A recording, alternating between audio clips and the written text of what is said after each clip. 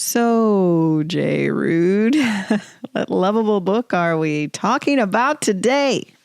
Well, Stacey Margaret Jones, I'll give you a hint. The Third Crusade. Oh, I got bupkis. All right.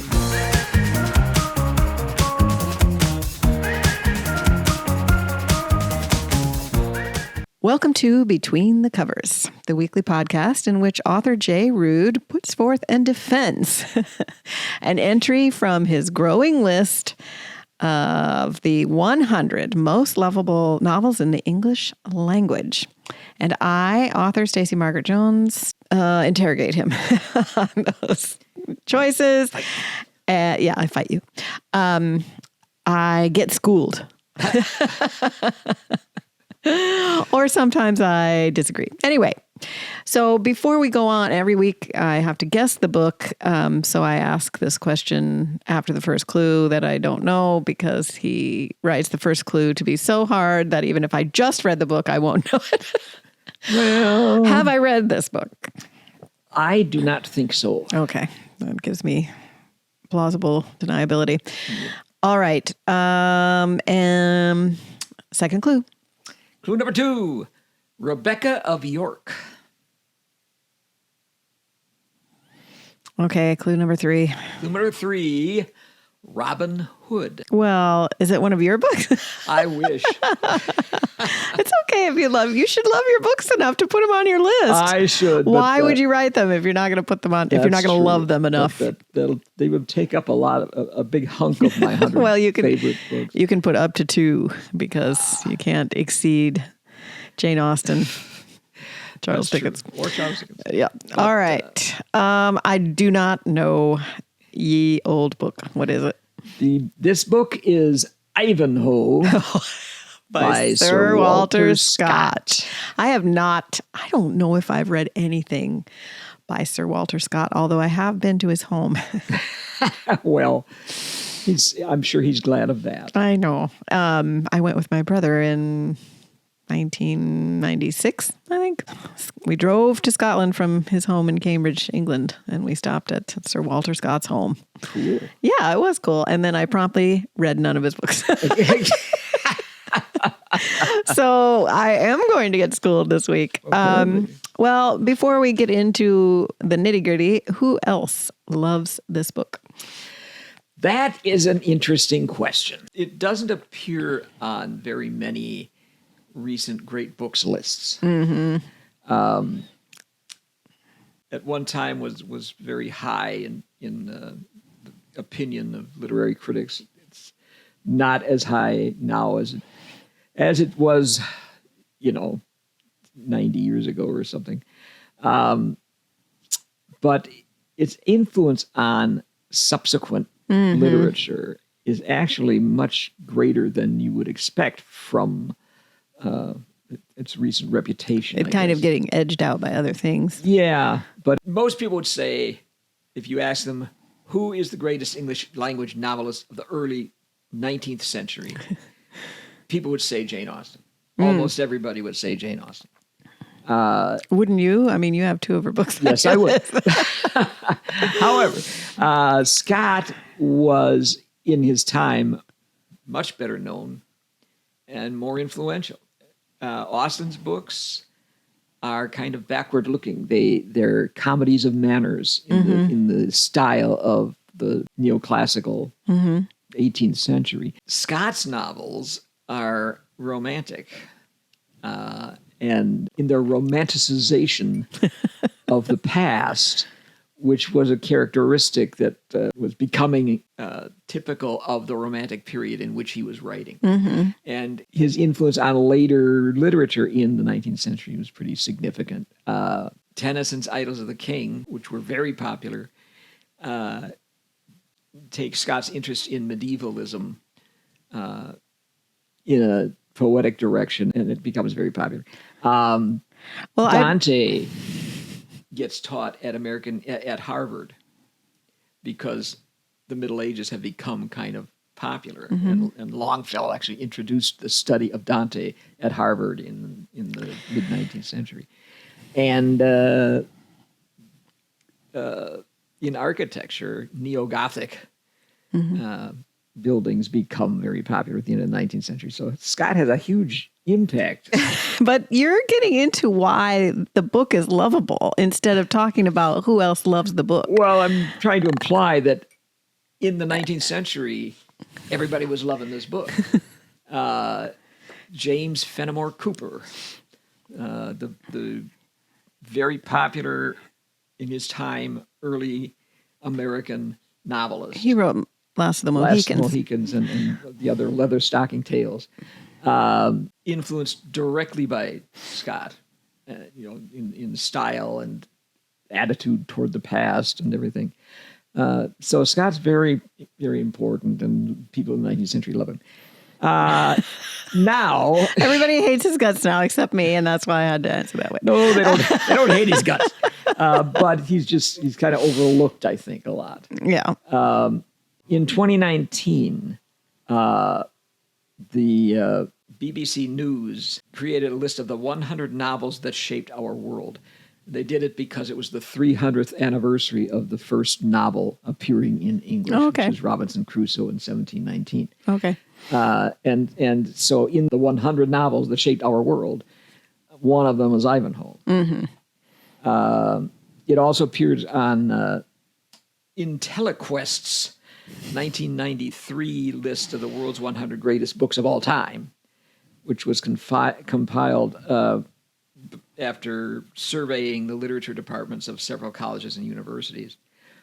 If you look at some older great books lists, there's a 1925 list of 50 representative historical novels in which Ivanhoe appears as number 4. In 1915, the New York Times did a list of famous authors named their favorite novels, and Ivanhoe was number 4 on that list. Okay. And it's also on the favorite book lists of other countries ranking English novels. Oh, okay. So in the Bulgarian Big Read in 2011, it appeared as number 68. Well, that's cool. As their favorite, in their list of favorite novels. In the 2013 list of 100 books of classical and modern foreign literature, compiled by the Union of Russian Writers, it was number 15 on the Russian list. And on the OCLC list, which lists the books most commonly found on library shelves, Ivanhoe was number 55. Well, so that's a long answer to your question. Yes. So it's interesting, too, because as we go through this list, we're into the 60s now, right? You've got... Yeah. This is the 65th. So as we build the list, you do have some of those callbacks to the old school canon, right? Like this, I would say, is one of those where like it would have been on a reading list maybe for me, as an English major in the late 20th century, right? Like, maybe. And I think that's interesting because you do have newer things, like James and, some contemporary novels too that are, that are part of your lovable list because they're just so dang good, right? Exactly. But you still have, like, this is a book that is still making lists, or at least yours. At least mine. All right. Okay, so can you give us the down and dirty summary? This is very important to me since I have not read this book. I really don't know what it's about. Okay. The book is called Ivanhoe because it focuses on a Saxon knight in the time of King Richard I, who returns from the Third Crusade, which he's been on with Richard. What years is that? I don't know. It would be maybe 1195 or so. That's fine. And basically the book falls into 3 main events. The first one is a tournament at Ashby that Ivanhoe takes part in and wins. The second part is at the castle of Torquilstone, where three kind of criminal knights take Ivanhoe and several other people, friends of his, prisoner. And he's being kept there. And then that ends up with them escaping, all except Rebecca of York, who was actually tending to Ivanhoe's wounds. So the third part is her captivity at this preceptory of the Knights Templar, where she's accused of being a witch and she's condemned to be killed. And, well, I can't tell you the end, but that's basically the structure of the book. Oh, wow. You just barely made it. I was like, if there's one more sentence, he's going down in infamy. So Harps of Glory it is. Woohoo. All right. Okay. So I was also, you mentioned the neo-Gothic architecture, and isn't his monument in Edinburgh neo-Gothic? As I recall, it does look very neo-Gothic, doesn't it? It is. That statue of him there. I have a friend who just got back, and he was able to go inside because when we were there in 2022, they hadn't reopened it, I think, after COVID.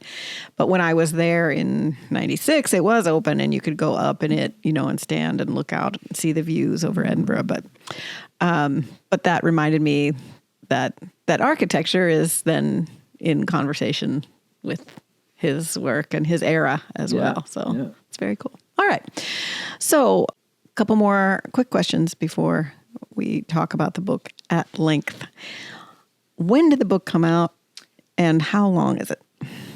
It was published in 1819. Okay. And it was part of a series of novels that Scott wrote, mainly dealing with Scottish history. This is the only one called the Waverley novels. Right. This is the only one that's actually set in England and not Scotland. Okay. And it's also the first one that's set in the Middle Ages. Okay. But probably the next most famous novel from that series is Rob Roy. Oh, okay. I've heard of that too. And how long is it? It's about 450 pages, depending on the edition that you get. So not a doorstop or anything. No. All right. You could read it in, a couple of sessions. A couple of months. All right. So what makes this book so lovable that it's on your list? Why did you pick it? One of the reasons is that it's very much like an actual medieval romance. It has a lot of the qualities of that. Which you like. Which, being a medievalist is very likable for me. The tournament is particularly reminiscent of some of the things that happen in medieval romances. Ivanhoe goes to the tournament in disguise. He actually has come back from the Holy Land in disguise as a pilgrim, partly because he's not ready to face his father yet. His father's Cedric is a Saxon nobleman who has disinherited him because Cedric has this dream of restoring the Saxon monarchy.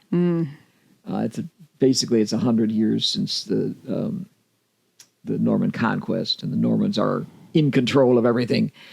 Cedric, as a Saxon, a proud Saxon, wants to end this, and he has a friend named Athelstan who's descended from the last king of the Saxons, and he's the ward of a woman named Rowena, who's a direct descendant of Alfred the Great, and he wants to marry the two of them together and resurrect the Saxon dynasty. Ivanhoe is in love with Rowena, and Rowena loves Ivanhoe, and that's why Cedric has disinherited him. Oh, because he's also kind of mad that he's become a knight of the Norman King Richard I and gone off on this crusade with him.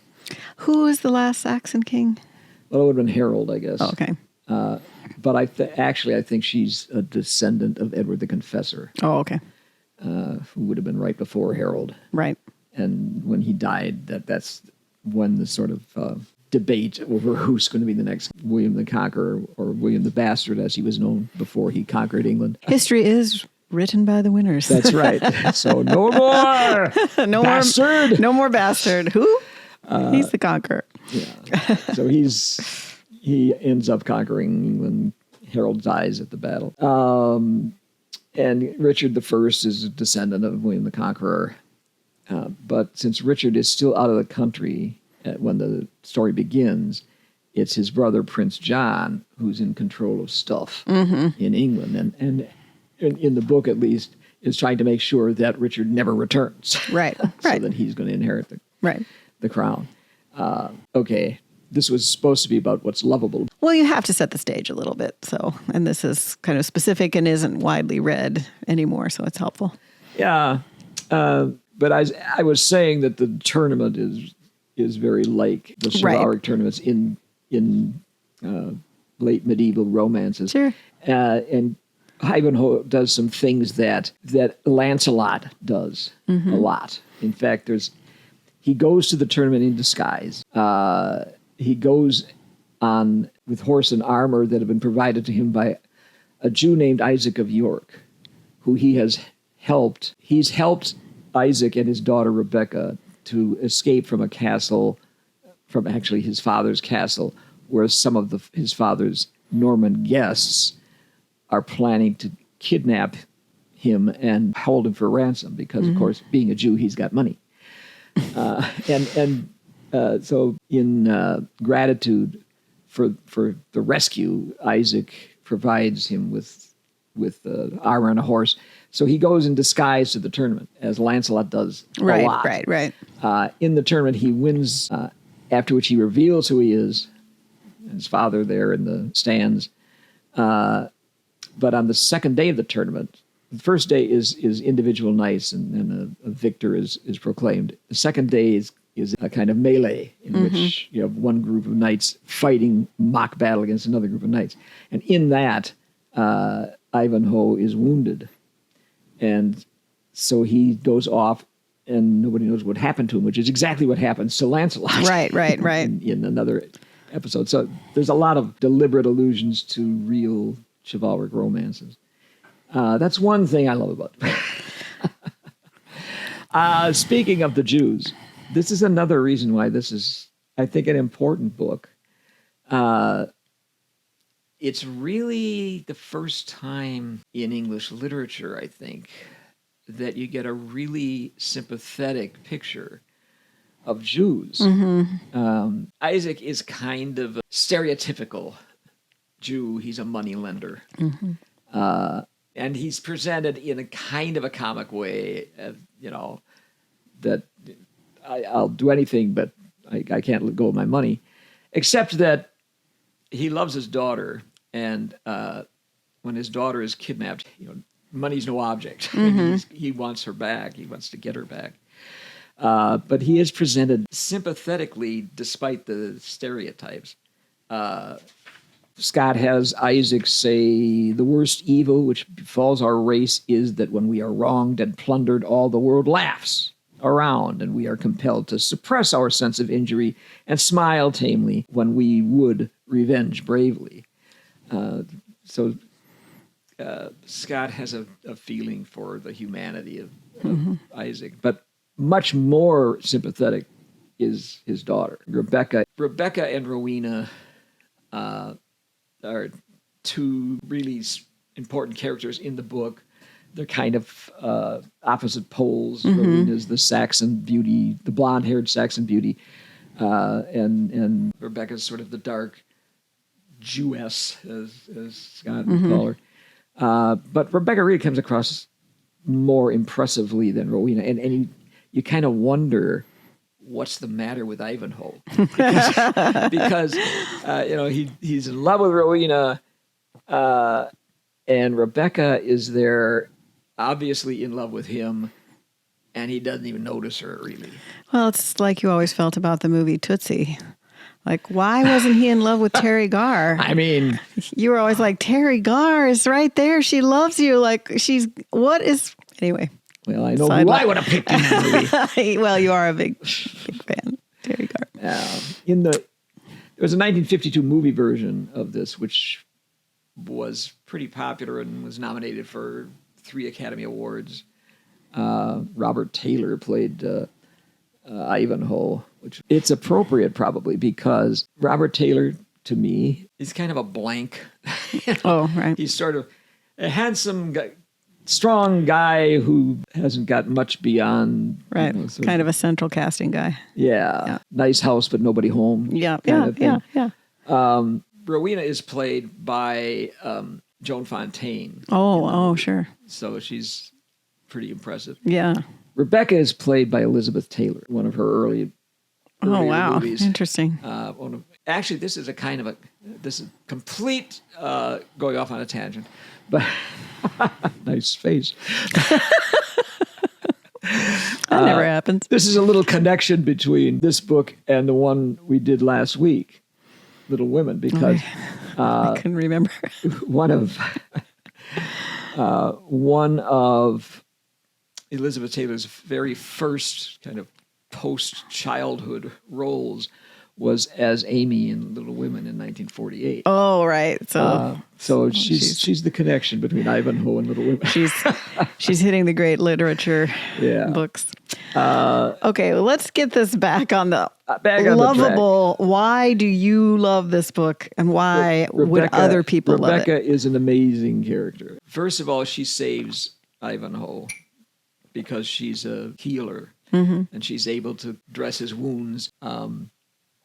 Well, they are prisoners at the castle of Torquilstone. One of the knights that's kidnapped them, named Maurice de Bracy, is in love with Rowena. So he's trying to get her to basically be his lady, even though he's kidnapped her. But she refuses him. And de Bracy has kind of pretended to all these virtues of chivalry, and she just says this is just covering up your base desires. You're just using him as an excuse. She says, "Courtesy of tongue," said Rowena, "when it is used to veil churlishness of deed, is but a knight's girdle around the breast of a base clown." Jeez. So she's pretty impressive. But Rebecca is being courted by this Knights Templar whose name is Brion de Bois Gilbert. And I have to say, de Bois Gilbert is really the main character in the novel. Oh, interesting. Not Ivanhoe. Ivanhoe is just, he's there. He does some good stuff. But the guy that you really see probably more of, I think, than you do Ivanhoe, and you get into his mind more, is Du Bois Gilbert. Isn't it Gilbert? Wouldn't it be Gilbert? Du Bois Gilbert. I don't know. Probably. You're more French. You're further along in your Duolingo. French Duolingo than I am, so you may be right. It probably is Gilbert. He's very proud. He's probably a narcissist. He's got the riz. He thinks being a Templar, he's the greatest thing in the world. He expects to be eventually promoted to head of the Templar Order. And Rebecca is a Jew, and being a Templar Knight, he doesn't know how he can align that with his... Yeah, he can't accommodate that. Yeah, in his vows as a Templar Knight. But he's a lot... In a way, he's like Iago. In Othello, it isn't Othello that you're most interested in. Right. And it's Iago who has the bigger line load. Right. It's Iago who's on stage more. And he's the agent that is making things happen. Yeah. So and Du Bois Gilbert. I bet if it's G-I-L. It's G-U-I-L. Oh, well, okay, then it is Gilbert. Sorry. This is what I'm saying. So I didn't know how it was spelled. Okay. But he's at the same castle at the same time. He's trying to seduce Rebecca. but she resists him and she spurns him. And in fact, after he's kidnapped her, when he's trying to approach her, she stuns him by going to the edge of the wall of the castle, and she says, as he offered to advance, she exclaimed, "Remain where thou art, proud Templar, or at thy choice advance. 1 foot nearer, and I will plunge myself from the precipice. My body shall be crushed out of the very form of humanity upon the stones of that courtyard ere it become the victim of thy brutality." And this impresses him so much that she has this courage in her, that he moves from just wanting, to rape her, basically, to really thinking she's really something. Yeah, yeah. And he's another one who talks about chivalry as this great thing. And she tells him, "I tell thee, proud Templar, that not in thy fiercest battles hast thou displayed more of thy vaunted courage than has been shown by woman when called upon to suffer by affection or duty."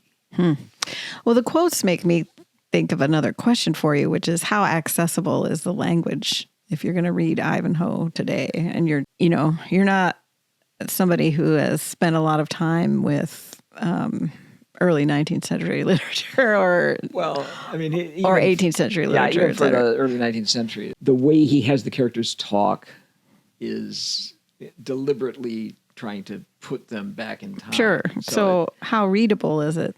I find it readable, but that might be... You're an extreme English major. That might be considered a flaw by a lot of contemporary readers. Oh, okay. That the language is a little archaic, especially not so much in the actual narrative, but in the dialogue. But then I think if the narrative feels more accessible, then you can kind of understand what he's doing with the dialogue, right? Which is because it's historical fiction and romantic, like a precursor of romantic writing, right? Yeah. Of the romantic era. Well, it's in the romantic era at the very beginning. So I think you can see that. I just wanted to know, if you pick that book up, are you going to be slogging through some of it? But it sounds like that the way they speak is kind of stylized. Yeah. As a choice the author is making to take you back into this imagined, how he imagines that period of time. Yeah, yeah. And then I was also going to ask you, do you think that this book is going to be lovable for people who don't have your kind of familiarity with medieval literature, themes, and motifs? I think just on the level of plot. Okay. It's probably one of the most readable books we've talked about in being an exciting adventure. Oh, okay. You got battles, you got love, you got the fire that's set at the castle that they're being held prisoner in. Robin Locksley is introduced in the tournament scene because after the Knights tournament, there's an archery contest, and he wins that contest. So this is kind of your introduction to him. And as things go on, you realize that this is actually Robin Hood. Right, which you have written books about. Yes, I have. And there's a Black Knight who is also in disguise, who saves Ivanhoe when he's wounded. And then he takes up with Locksley, and Locksley and his men become sort of his army as they attack the castle. The Black Knight turns out to be King Richard I, as, of course, anybody would have known from the very beginning. I mean, anybody. Well, I think that yeah. But then the real climax comes.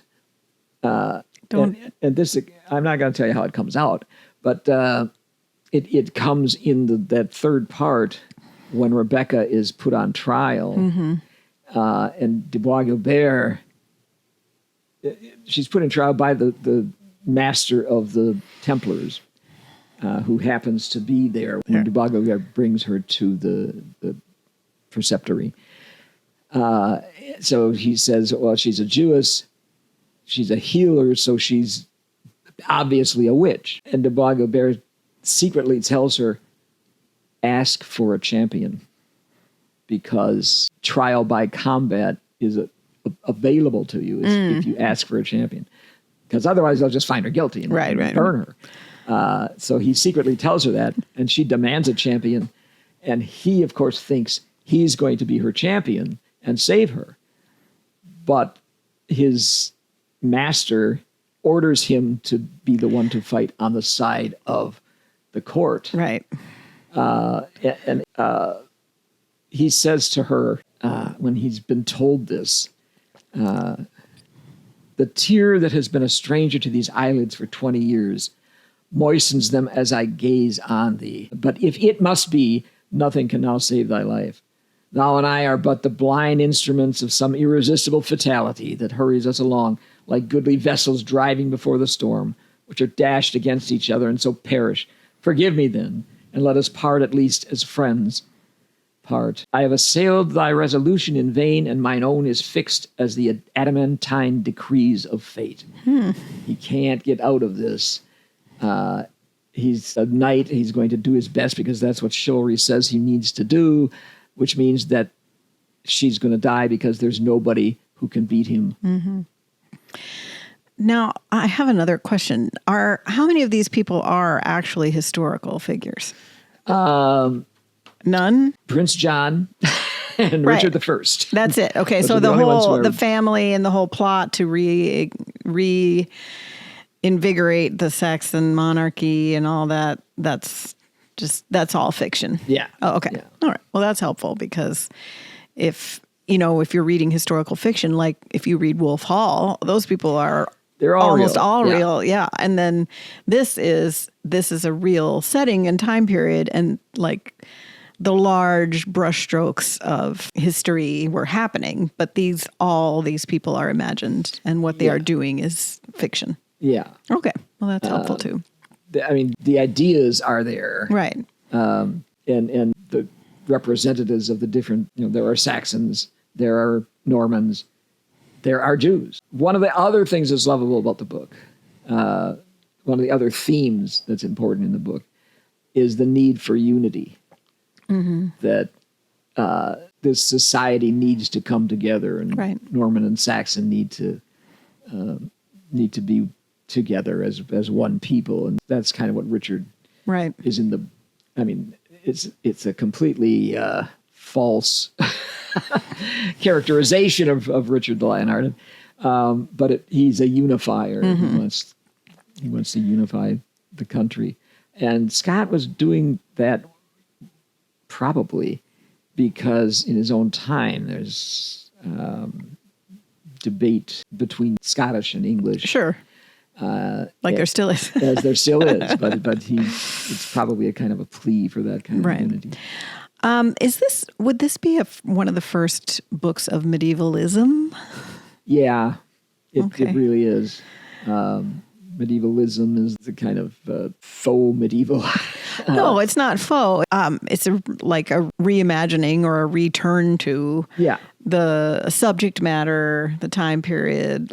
Like Game of Thrones is medievalism, right? Yeah. And even in some ways, Lord of the Rings is. I was going to ask, is that considered medievalism? I mean, because you have Aragorn and the city of Minas Tirith; those are medieval kinds of things that are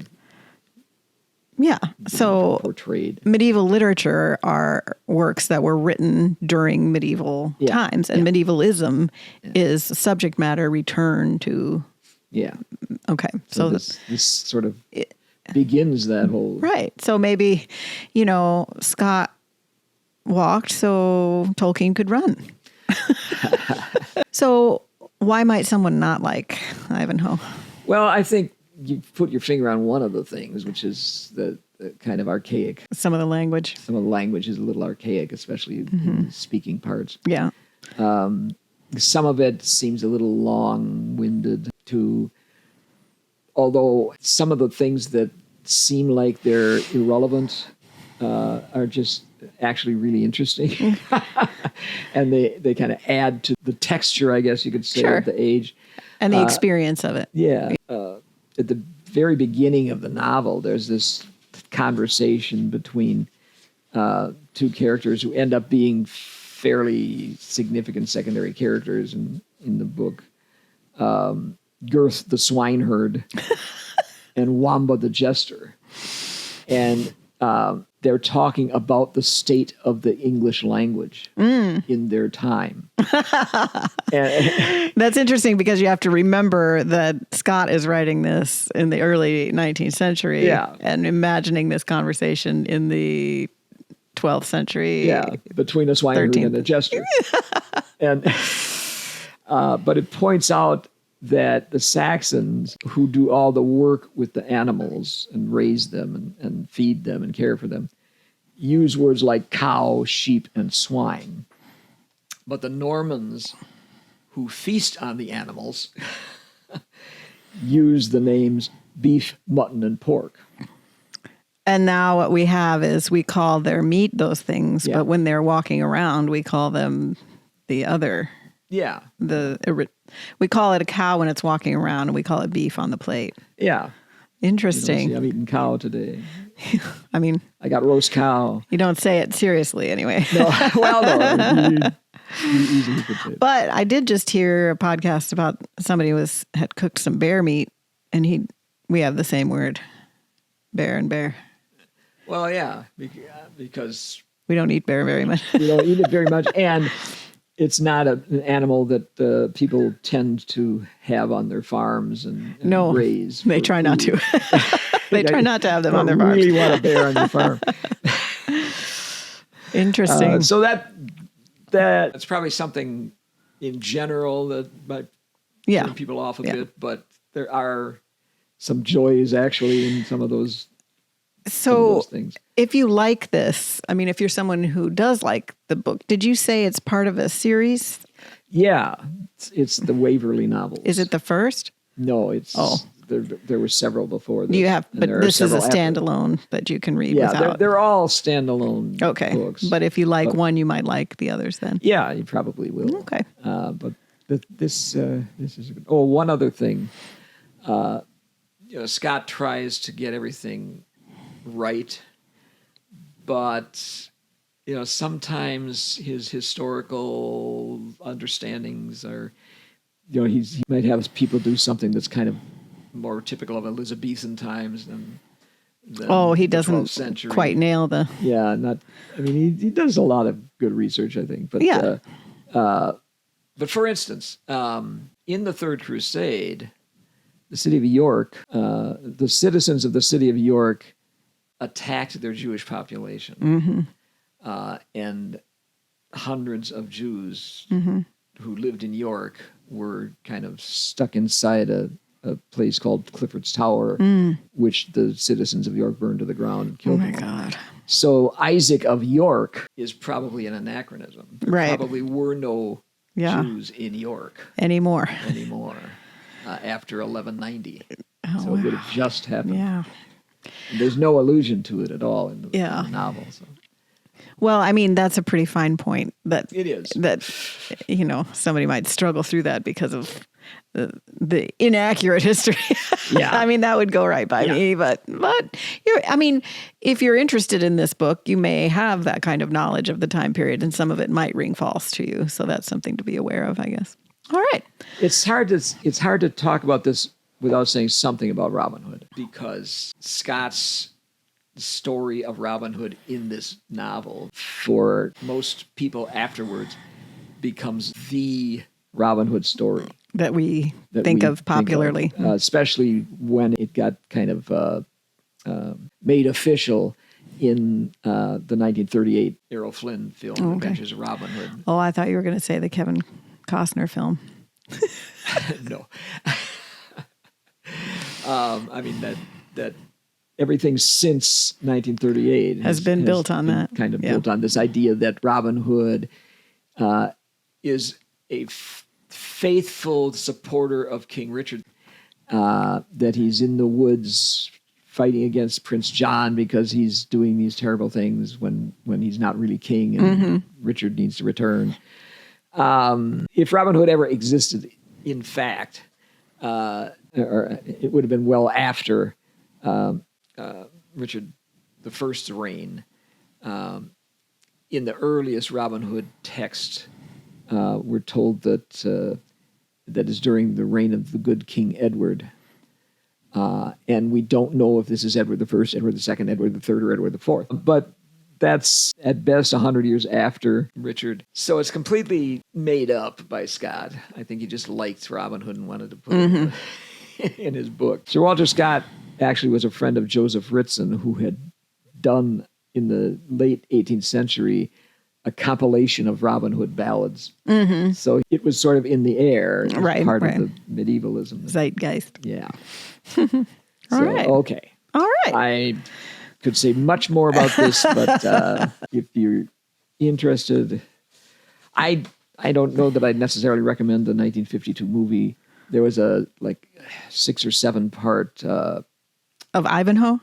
Yeah. Okay. There was a 6 or 7 part TV production on A&E, I think it was, in the 1990s, which has the virtue of casting Kieran Hines as Dubois Gilbert. I love him. You might want to watch that. I might want to watch that. I'm a big fan. Okay. Well, where are you going to put this? What number? I'm going to put this. Going to enter the chart? I'm going to put this at number 34. Oh, wow. That high, huh? Yes. It's right after The Once and Future King. Oh, okay. Oh, yeah. Right before Watership Down. Oh, well, interesting. All right. Well, that was very interesting. Okay. I had no idea what it was about. I've been to his house. I've been to his monument. He was on the author cards that my brother and I had this game of author cards when we were little. That, of course, my librarian mother had for us, and he was one of the authors. But same game I had when I was little. So, yeah, and Walter Scott was on there. That's how I know that James Fenimore Cooper wrote Last of the Mohicans. I haven't read that either, but I had an author card all about it. All right. Well, okay, it must be time for Chaos Reader. It is. So I'm fixing to finish Marie Howe, New and Selected Poems. The latest Pulitzer Prize winner for poetry. Yes, that's why I had that book. And I think I had gone through all of the poetry books that I had to read. So I went to Books A Million here in Conway, Arkansas, and I wasn't sure what I would find there. You were like, they're not going to have anything. But they did. They had a lot of pretty popular poetry and or poetry collections, 100 love poems or things like that, which didn't really interest me. They had a lot of Bukowski. I'm not a big Bukowski fan, but they did have Margaret Atwood, a collection of poems called Dearly. So that is what I am about to explore. So I will report back. Awesome. All right. Well, we would like to thank our producing sensei, Jerry Bruno. Also, he does the art for our YouTube every week, and we would love it if you'd go over there and subscribe to our YouTube. That helps us out. But just wherever you are and wherever you're getting our podcast, if you could interact with it, that helps us. We're just a small, very independent we are so podcast. We are not on a network. We don't have anybody backing us or behind us in that way. So it really helps us if our listeners and viewers take up for us. And if you just want to tell a friend that you like the podcast and let them know where to find it, that also helps a great deal. So we'd like to thank you for listening and watching, and we'll see you next week. Between the covers.